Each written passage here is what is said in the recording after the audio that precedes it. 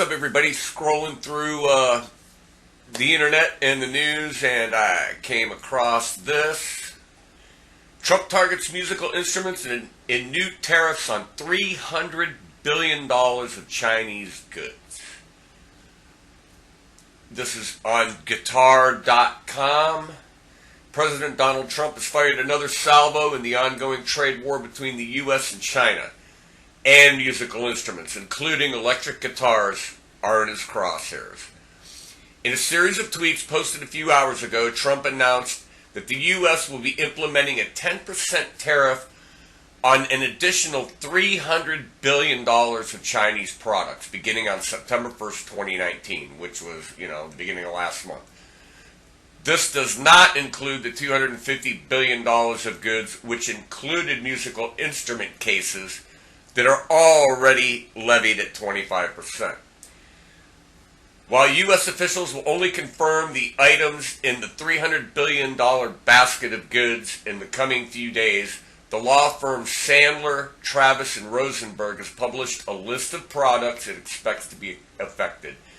And musical instruments ranging from keyboards and accordions to pianos and violins are included alongside goods such as watches, motorcycles, and consumer electronics.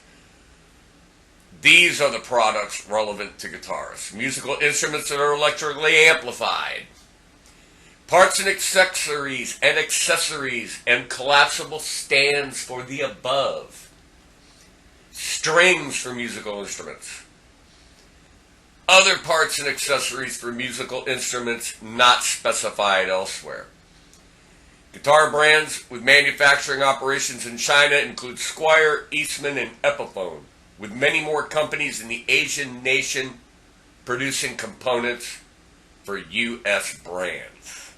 These new tariffs will ultimately negatively impact the American consumer, according to the U.S. Chamber of Commerce.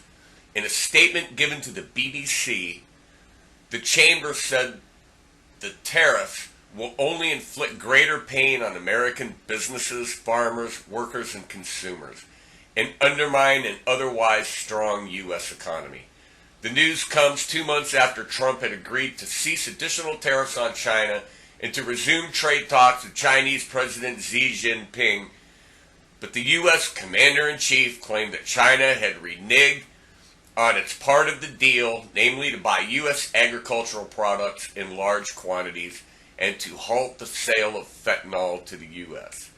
So, in an August 1st tweet by Donald J. Trump at The Real Donald Trump, our representatives had just returned from China where they had constructive talks having to do with future trade deal.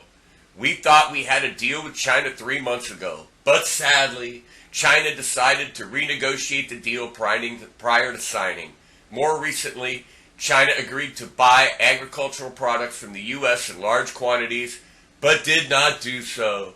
Additionally, my friend, President Xi, said that he would stop the sale of fentanyl to the United States.